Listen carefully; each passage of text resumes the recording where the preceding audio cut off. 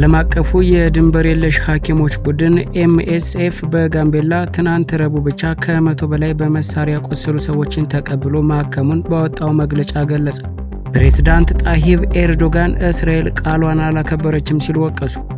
ግብጽ በአሰብና ጅቡቲ ወደቦችን ለመገንባት ስምምነት ላይ መድረሷ ተገለጸ። የሰዓቱ አርዕስተ ዜናዎች ናቸው። ቀጥለን ዝርዝሩ እናሰማችኋለን። ላይክ፣ ሼር፣ ሰብስክራይብ እያደረጋችሁ እንድትከታተሉን በአክብሮት እንጋብዛለን። ግብጽ በአሰብና ጅቡቲ ወደቦችን ለመገንባት ስምምነት ላይ መድረሷ ተገለጸ። ዘናሽናል ጋዜጣ ዛሬ እንደዘገበው ግብጽ የአፍሪካ ቀንድ አካል ከሆኑት ኤርትራና ጅቡቲ ጋር ወደቦችን ለመገንባት ስምምነት ፈጽማለች። እንደ ዘገባው ከሆነ ይህ ስምምነት ግብጽ በአባይ ወንዝ ጉዳይ በገባችበት ውዝግብ በኢትዮጵያ ላይ እያካሄደች ያለው ጫና አንዱ አካል ሊሆን ይችላል ብለዋል። ቅርበት ያላቸው ምንጮቹን በዋቢነት የጠቀሰው ዘገባው ግብጽ እምብዛም የሚዲያ ሽፋን ባልተሰጠውና ባልተወራለት መንገድ ከሁለቱ ሀገራት ጋር የፈጸመችው የስምምነት ፊርማ የኤርትራውን አሰብ ወደብንና የጅቡቲውን ዶራሌ ወደብ አቅም ማሳደግ የሚል መሆኑንም አስረድተዋል። ሁለቱም ወደቦች በቀይ ባህር ደቡባዊ ክፍል ባብ አልመንደብ ሰርጥ አቅራቢያ የሚገኙ መሆናቸውን የጠቀሰው ዘገባው ጅቡቲና ኤርትራ የኢትዮጵያ ጎረቤቶች ከመሆናቸውም በላይ የኢትዮጵያ ሸቀጦችን የምታስገባው በዶራሌ ወደብ መሆኑንም አውስቷል። ዘገባው ሲቀጥልም ግብጽ በቀይ ባህር ላይ ከ2000 ኪሎ ሜትር በላይ ጠረፍ ያላትና ቀይ ባህርንና ሜዲትራኒያንን የሚያገናኘውን ስዊዝ ካናል የተቆጣጠረች ሀገር ናት ካለ በኋላ በተደጋጋሚ እንደ ኢትዮጵያ ያሉ የባህር በር የሌላቸው ሀገራት ወደ ቀይ ባህር ለመዳረስ የሚያደርጉትን ጥረት ስትቃወም መቆየቷንም አስረድቷል። ዘናሽናል በዘገባው ይህ ብዙ ያልተወራለት ስምምነት ከኤርትራ ጋር የተፈጸመው ከአንድ ወር በፊት ፕሬዝዳንት ኢሳያስ አፈወርቂ በካይሮ ጉብኝት ባደረጉበት ወቅት መሆኑንም አስታውቋል። እንዲሁም ግብጽ እና ጅቡቲ ግን በከፍተኛ ባለስልጣናት መካከል መፈራረማቸውንም አስረድቷል። እነዚህ ስምምነቶች ከሁለቱም ሀገራት ጋር ጠንካራ ወታደራዊና ፖለቲካዊ ግንኙነት የመሰረተችው ግብጽ በወደቦቹ ወታደራዊ እንቅስቃሴ እንድታደርግ የሚያስችላት እንደሚሆንም ገልጿል። ዘገባው በምንጩ እንደተናገረው ከሆነ ይህ ስምምነት በሁለቱ ወደቦች ላይ እያደረግነው ያለውን ወታደራዊ እንቅስቃሴ ህጋዊ መሰረት እንዲኖረው ያስችለናል ማለታቸውንም ከጋዜጣው ላይ ተመልክተናል።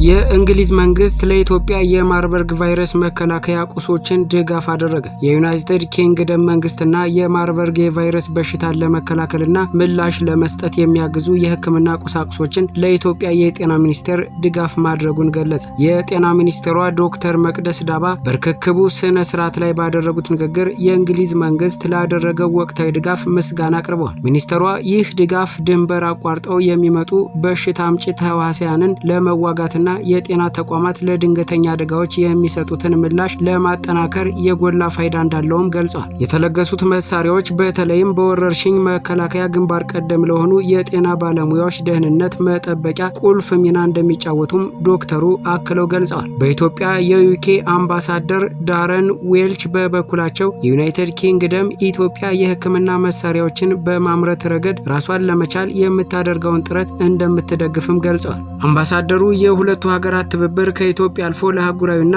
ለዓለም አቀፍ የጤና ደህንነት ያለውን ፋይዳ ገልጸዋል። አክለውም ጠንካራ የጤና ስርዓቶችን ድንበር ተሻጋሪ አደጋዎችን የሚፈጥሩ ወረርሽኞችን ለመከላከልና ለመቋቋም ወሳኝ ናቸው ሲሉ አጽንኦት ሰጥተዋል። ይህ ድጋፍ የግል መከላከያ መሳሪያዎችንና ወሳኝ የምርመራ ኩነቶችን ያካተተ ሲሆን ይህም የኢትዮጵያን ወረርሽኝ መከላከል ዝግጁነትን ወደ ላቀ ደረጃ ያሸጋግረዋል ተብሎ ይጠበቃል ሲሉም ገልጸዋል። ዝቅተኛ የደሞዝ ወለልን ለመወሰን ጉዳዩን የሚያጠና ቦርድ ለማቋቋም የሚያስችል ረቂቅ ተዘጋጅቶ ለሚኒስትሮች ምክር ቤት መላኩ ተገለጸ። በኢትዮጵያ ለረጅም ጊዜ ሲጠየቅ የቆየውን የሰራተኞችን ዝቅተኛ የደሞዝ ወለልን ለመወሰን ጉዳዩን የሚያጠና ቦርድ ለማቋቋም የሚያስችል ረቂቅ ደንብ ተዘጋጅቶ ለሚኒስትሮች ምክር ቤት መላኩን የኢትዮጵያ ሰራተኞች ማህበራት ኮንፌዴሬሽን አስታወቀ። የኮንፌዴሬሽኑ የህዝብና የውጭ ግንኙነት መምሪያ ኃላፊ አያሌው አህመድ እንደተናገሩት የሰራተኞቹን ዝቅተኛ የደሞዝ ወለልን የመወሰን ጉዳይ በአንድ ወገን ብቻ የሚወሰን አለመሆኑን አመላክተው በአሰሪ ሰራተኛና መንግስት ስምምነት መሰረት የሚወሰን መሆኑንም ተናግረዋል። ከዚህ በተጨማሪ ዝቅተኛ የደሞዝ ወለል በቀጥታ የሚወሰን ጉዳይ አለመሆኑን ያስታወሱት ኃላፊው በቅድሚያ 3 አካላት ማለትም አሰሪ ሰራተኛና መንግስት ተስማምተውበት ዝቅተኛ የደሞዝ ወለል ላይ ጥናት የሚያደርግ ቦርድ በሚኒስትሮች ምክር ቤት ደንብ ጸድቆ ከተቋቋመ በኋላ ዝቅተኛ የደሞዝ የደመወዝ ወለል የሚወሰነው ቦርዱ በሚያጠናው ጥናት መሰረት መሆኑንም አስገንዝበዋል። በአሰሪና ሰራተኛ ህጉ ላይም የሀገሪቷን የኢኮኖሚ ሁኔታ እያየ የሰራተኛውን ዝቅተኛ የደሃወዝ ወለል የሚወስን ቦርድ ይቋቋማል የሚል ህግ መኖሩንም የተናገሩት ኃላፊው ይሁን እንጂ በተለያዩ ምክንያቶች እስካሁን ድረስ ዝቅተኛ የደመወዝ ወለልን የሚያጠናው ቦርድ ሳይቋቋም መቆየቱንም ገልጸዋል። እኛም ስንጠይቅ የቆየነው በአሰሪና ሰራተኛ ህጉ መሰረት ይሄ ቦርድ ተቋቁሞ ስራውን እንዲሰራ የሚል ነው ያሉት የህዝብና የውጭ ጉዳይ ግንኙነት መምሪያ ኃላፊው በዚህ መሰረት መንግስትም ጥያቄውን አምኖበት ዝቅተኛ የደመወዝ ወለልን ለመወሰን ጉዳዩን የሚያጠናው ቦርድ ለማቋቋም የሚያስችሉ የቅድመ ዝግጅት ስራዎችን ሲሰሩ መቆየታቸውንም ተናግረዋል። በዚህም ሰራተኛውን አሰሪውንና መንግስትን ያካተተው የሶስትዮሽ አማካሪ ቦርድ በጉዳዩ ላይ በጋራ ሲመክርበት ከቆየ በኋላ ዝቅተኛ የደመወዝ ወለልን የሚያጠናው ቦርድ ለማቋቋም የሚያስችለውን ረቂቅ ሰነድ ደንብ ሆኖ እንዲወጣ ለሚኒስትሮች ምክር ቤት መላኩን የኮንፌዴሬሽኑ የህዝብና ዓለም አቀፍ ግንኙነት መምሪያ ኃላፊ ተናግረዋል።